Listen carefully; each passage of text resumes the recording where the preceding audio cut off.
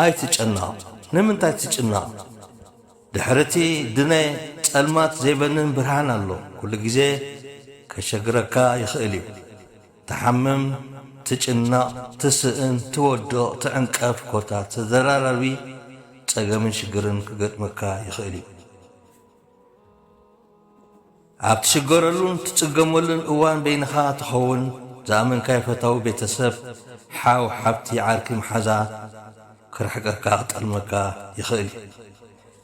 ግን ከኣስተውዕል ጸገማትካ ሽግራትካ ምሳኻ ሓቢሮም ዝነብሩ ኣይኮኑን ንጊዜኡ ከሸግሩኻን ከሳእኻን ከጨነቑኻን እዮም ኣመጻጽኦም ግን ንሱ ኣይኮነን ሓደ ነገር ጥራይ እዮም ዝገድፉልና ንሱ ድማ ድሕሪ ጭንቀት ባህታ ድሕሪ ፈተና ዓወት ድሕሪ ጸላም ራህዋ ከም ዘሎ ምሂሮምና ካልእ ኩሉ ሒዞሞ እዮም ዝኸዱ መከርኡ ጭንቀቱ ጸገሙ ሕሰሙ ኩሉ ሽግራትና ጠቕሊሎም ሒዞሞ እዮም ዝረሕቡ ከም ዝኸውን እውን ንሕና ኣብ ሓይሊ ፈጣሪ ተደሪትና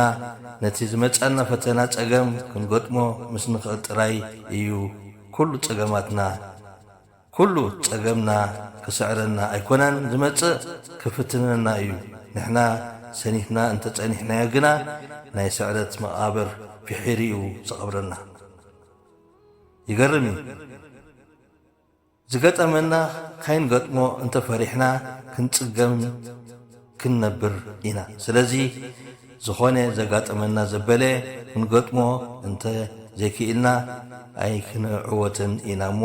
ንግጠሞ ክንስዕርሲ ጸልማት ፈሪሕካ ካይደቀስካ ኣይትሓድርን ኢኻ ጸልማት ዝመጽእ እውን ናብ ብርሃን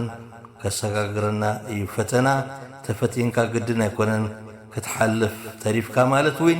ወዲእካ ዘይትስእ ኣይኮንካን ወዲእካ ምትሳእ እውን ፈውሲ ዓወት እዩ ተስፋኻ ዓሪጉ ባህጋኻ ስሚሩ መሪሩ ሓሲሙ ትዕግስቲ ስዒሩ ወዲ ሰብ ጥራሕ ዝባኑ ተፈጢሩ ተማሂሩ ተፈቲኑ ኣብታ መቓብሩ ህይወት ትፍትነካ ከም ድለያ ገይራ ኢድካ ኺሓብካ ብሞራ ስገራ እታ ተሸገርካላ መዓልቲ ዘክራ ዘይሓልፍ ነገር የለን ብሓበራ ማይ እንተጸሚቕካ ማይ እንተጸማእካ ምተርከስ ጎረሮ ነብስኻ መሊካ ሕሰምካ ስጎሮ ሕልፍካ ይትረስዕ መርሙሮ ተመሃሮ ክፋእካን ጽቡቕካን ፍለጦ ዘክሮ ድሕሪ ተስፋ ረህዋ ከም ዝመጽእ ካይተሃወካ ክትብል ህድእ ሓሲብካ ምርሚርካ ዝጐደለ ክትምልእ ሓንቲ መዓልትላ ነብስኻ ትህድእ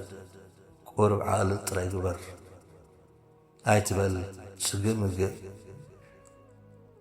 ዓወትካ ክትጭብጥ ዓቕሊ የድሊ ደደረጃኻ ምፍላጥ እዩ ተመኩሮ ሓይሊ ሽግርን ረህዋን ኣለዉ ዝፈሊ ነግፈረግ ኣይትበል ኣይትኹን ተዋላዋሊ ክትነብር ምእንትን እንታይ የድልየካ ሰሪሕካ ጽዒርካ ነታ ኸብድኻ ሓሳብካ ክሰምር ከምታ ዓቕምኻ ሸገርገር ኣይትበል ሓሉ ጥዕናኻ ገጊዝእ ኣለዎ ንኹሉ ከከም ድሌትካ ተጸባኢትኹን ፍቕሪ ፍቶ መብልዒ ኣለካ ሓሙሽተ ጻብዕቶ ብሰላም ወዲእካ ብሰላም እቶ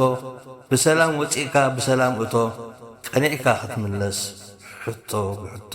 ቀኒዕካ ክትምለስ ሕቶ ብሕቶ